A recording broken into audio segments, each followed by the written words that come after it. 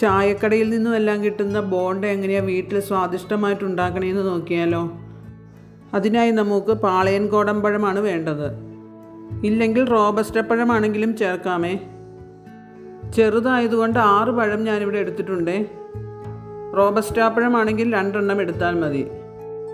വലിയ പഴമാണ് എടുക്കുന്നതെങ്കിൽ 4 എണ്ണം മാത്രം എടുത്താൽ മതി. ഇതൊന്ന് നന്നായി ഒന്ന് അരച്ചെടുക്കാം. അതിലേക്ക് നമുക്ക് 1 കപ്പ് ശർക്കര ഇട്ട് കൊടുക്കാം. എടുക്കുന്ന ഗോതമ്പ് പൊടിക്ക് 1/4 കപ്പ് ശർക്കരയാണെങ്കിലും ആവശ്യത്തിന് മധുരം കിട്ടുമേ. ഞാനിവിടെ 1 കപ്പ് ചേർക്കുന്നുണ്ട്. അപ്പോൾ നല്ല മധുരമാണ് ബോണ്ടയ്ക്ക് കിട്ടുന്നത്. ഒരു വലിയ പാത്രത്തിലേക്ക് അത് നമുക്ക് മാറ്റാം. ഇനി അതിലേക്ക് നമ്മൾ എടുക്കുന്നത് 2 കപ്പ് ഗോതമ്പ് പൊടിയാണേ. വേണമെങ്കിൽ പകുതിയായിട്ട് ഗോതമ്പ് പൊടിയും മൈദയും മിക്സ് ചെയ്ത് ചേർക്കാവുന്നതാണ്. 1/2 ടീസ്പൂൺ നെയ്യ് ഇതിലേക്ക് ചേർത്ത് കൊടുക്കുന്നുണ്ട്. ടേസ്റ്റ് എല്ലാം ബാലൻസ് ചെയ്യാൻ കുറച്ച് ഉപ്പ് കൂടി ചേർത്ത് കൊടുക്കാം. 1 ടീസ്പൂൺ ജീരകം ചേർക്കുന്നുണ്ട്. 1/2 ടീസ്പൂണോളം പഞ്ചസാരയും ഏലക്കയും കൂടെ പൊടിച്ചതും ചേർത്ത് കൊടുക്കുന്നുണ്ട്.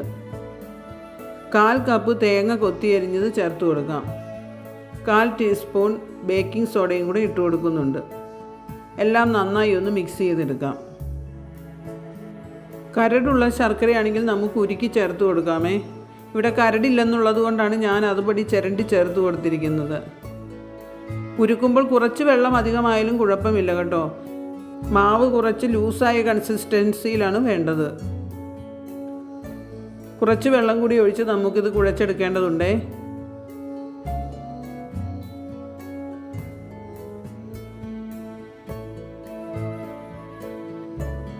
ബേക്കിംഗ് സോഡ ചേർത്തില്ലെങ്കിലും കുഴപ്പമില്ല കേട്ടോ. കുറച്ച് അധികം സമയം കൂടി വയ്ക്കണമെന്നേ ഉള്ളൂ.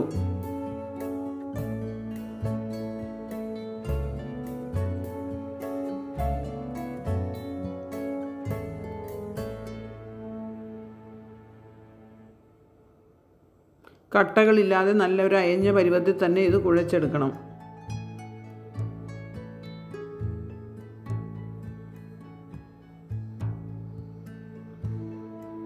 കറക്റ്റായി ഈ പരുവമാണ് വേണ്ടത്. കയ്യിലിങ്ങനെ എടുക്കുമ്പോൾ ഒരു ഉരുളകളായിട്ട് നമുക്ക് എടുക്കാനൊരു പാകം വേണം. 3 മണിക്കൂർ ഇത് നമുക്ക് റെസ്റ്റ് ചെയ്യാൻ വയ്ക്കണം. തേങ്ങാക്കൊത്ത് വേണമെങ്കിൽ നെയ്ക്കകത്ത് വറുത്തും ഇട്ട് കൊടുക്കാം കേട്ടോ.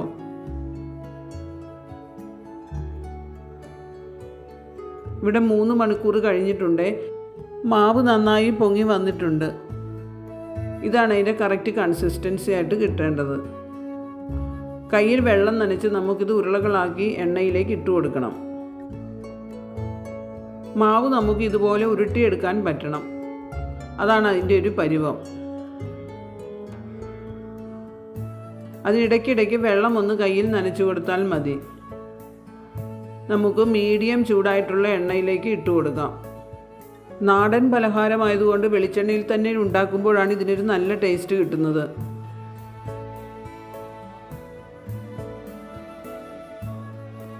ഒന്ന് ചൂടായി കഴിയുമ്പോൾ നമുക്കൊന്ന് തിരിച്ചിട്ട് കൊടുക്കാം. അകം നന്നായി വെന്ത് വരേണ്ടതുള്ളത് കൊണ്ട് തീ എപ്പോഴും സിമ്മിലായിട്ടിരിക്കാൻ പ്രത്യേകം ശ്രദ്ധിക്കണേ. അല്ലെങ്കിൽ പെട്ടെന്ന് തന്നെ പുറം കരിഞ്ഞും അകം വേവാതെയും ഇരിക്കുന്നതായിരിക്കും. ഇവിടെ എല്ലാം നന്നായി മൊരിഞ്ഞ് വന്നിട്ടുണ്ട്. നമുക്കത് എണ്ണയിൽ നിന്ന് കോരി മാറ്റാം. ഇനി അടുത്ത ഉരുളകൾ അതുപോലെ നമുക്ക് ഇട്ട് കൊടുക്കാം. ചില സ്ഥലങ്ങളിൽ ഇതിനെ ഉണ്ടംപൊരി എന്നാണ് വിളിക്കുന്നത്. അടുത്ത ഉരുളകളും നന്നായി മൊരിഞ്ഞ് വന്നിട്ടുണ്ട്. നമുക്കത് എണ്ണയിൽ നിന്ന് മാറ്റാം.